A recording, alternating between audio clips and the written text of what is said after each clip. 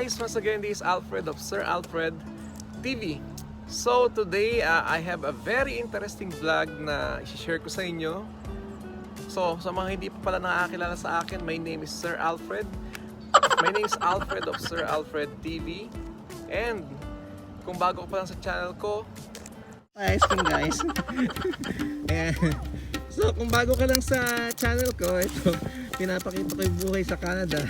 Ito pagka winter sa Canada, guys. So there's a lot of snow, just go to your backyard. And by the way nga pala, namimigay ako ng libreng ice cream. Shout. So ito yung mga ginagawa ko sa vlog ko. I always discuss life here in Canada. Ano nga ba yung buhay sa Canada? Mga lugar na pwede puntahan sa Canada. Ano pa ba? Weather sa Canada.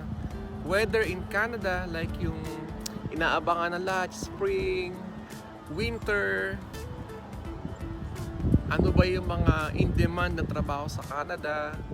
Ano ba yung trabaho ko dito sa Canada? And so on and so forth. Ulitin ko, please like this video, comment down below. If you don't subscribe yet to my channel, please subscribe to my channel and please hit the notification bell so that you will be updated to my upcoming video or sa mga videos na i-upload ko soon. Ready? So are you ready, guys? Let's do this. Okay. So on today's vlog, I'm going to share with you yung other part-time job ko, which is working as a maintenance associate here in Toronto.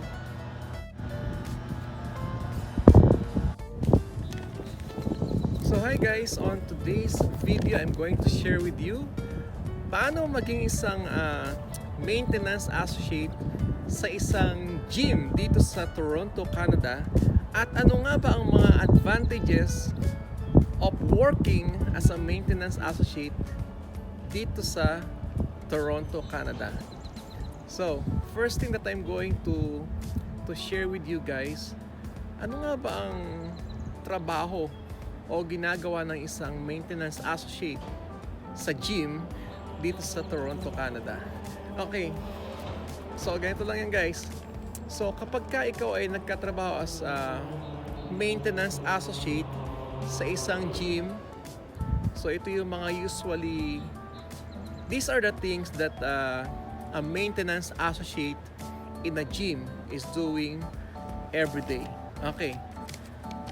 One, so you're going to clean and sanitize all the yoga mats after the yoga class sa yoga studio. So i-clean mo yan and you're going to sanitize. So ito pa yung ang gagawin mo, you have to clean and sanitize the machine sa Pilates studio plus the cycling area as well. So yung mga bisikleta ron during the class, after ng class na yun, you're going to clean and sanitize each stationary bike. So yun lang usually yung ginagawa. Okay, number 2. So alam naman natin when you're working in a gym, so ang daming tao nag-workout doon. So they keep on using the towels, taking the shower and so on. So as a maintenance associate sa isang gym, so what you're going to do is to refill towels sa mga lalagyan niya. So kasi yung mga tao na nag-workout sa gym, they keep on using the towels every now and then. So number 2, refill towel or towels. So ano pa i-refill mo? Refill, punta ka lang sa shower area and then check all the shower amenities like the shampoo, shampoo, conditioner, shaving cream, shaver, and so on. Just refill everything. That's the other things that you're doing every day. Then so basically, as a maintenance associate, you just need to organize the gym. So punta ka sa bawat studio, dance studio, yoga studio, and so on. So organize everything, the yoga mats, and so on. Yogomat, i-roll mo lang yan.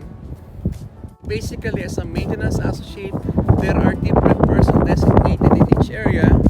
So, ang gagawin mo lang, organize and clean everything. Pag madumi, i-map mo lang. May nakita kang mga konting dust, so wipe it out. So basically, organizing, cleaning, and sanitizing every after class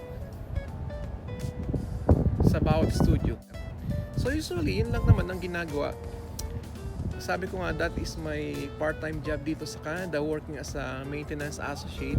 So basically, you have to sanitize and clean.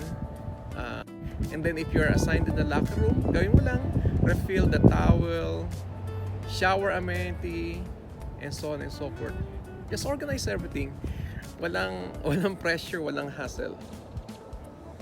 So that's why ang gandang part-time job yung mag-work as maintenance associate sa gym. And the next thing that I'm going to discuss right now, ano ba yung mga advantages? What are the advantages of working in a gym? Ano ba yung kagandahan ng magtrabaho ka sa gym dito sa Canada? Okay, isa-isahin ko sa inyo. So what are the advantages of working in the gym dito sa Toronto, Canada? Okay, number one. So when you're working in a gym, you are motivated to be healthy. Why? Motivated ka. Motivated to be working environment. Can you imagine? So lahat ng tao doon sa working place mo, they are fit. Hindi malalaki ang tiyan. Di ba? Even mga matatanda na they keep on moving, they keep on exercising, they maintaining their body to become fit. So you as an employee, you are motivated to keep your body healthy as well, because the environment, all the people is working hard. Di ba? They are working hard to make their body healthy. It feels like awkward, like you're working in the gym, tapos ang tiyan mo naman is ang laki-laki. So hindi, parang hindi bagay, di ba? So motivated to be healthy because of the people around you, the trainer, the people working out every day. So you're motivated. To working in a gym can improve your health. Talaga may improve yung health mo because number one, if you're working in a gym, andyan na lahat, the equipment, personal trainer, equipment, personal trainer, everything is also already provided. It's up to you how can you utilize those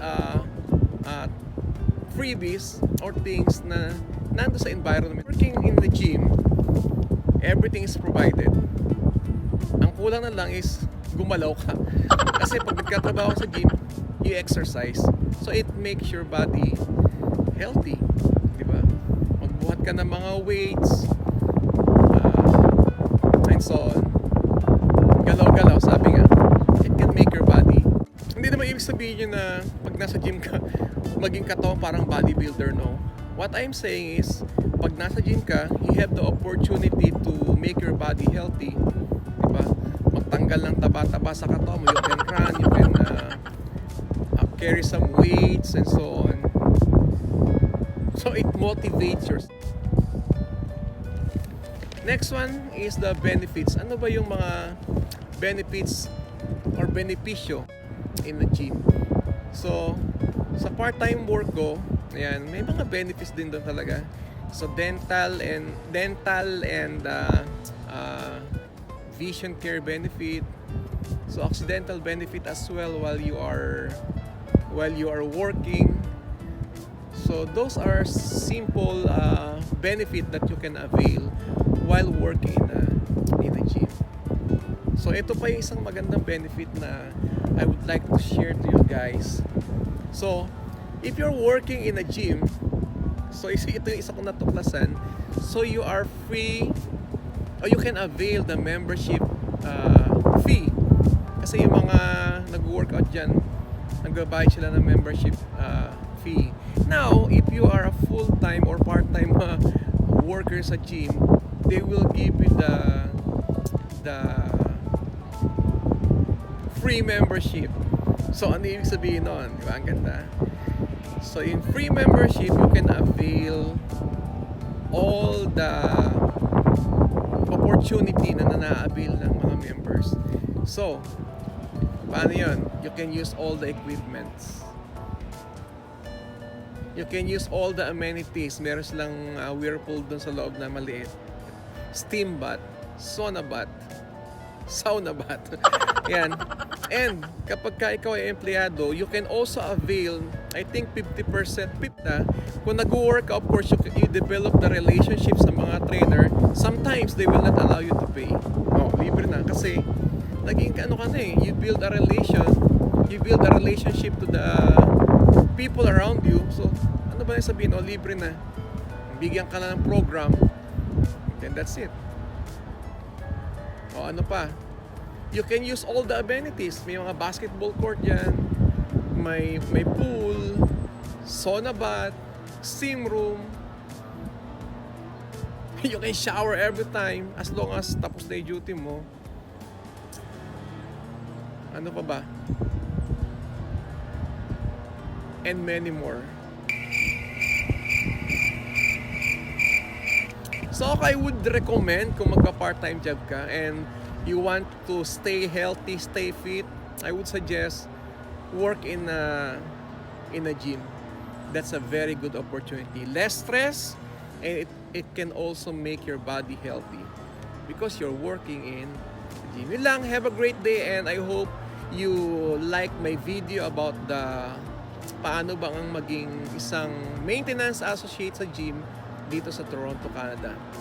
So ulitin ko, please like my video. If you have any question to this video, leave a comment down below and please subscribe to my channel, Sir Alfred TV.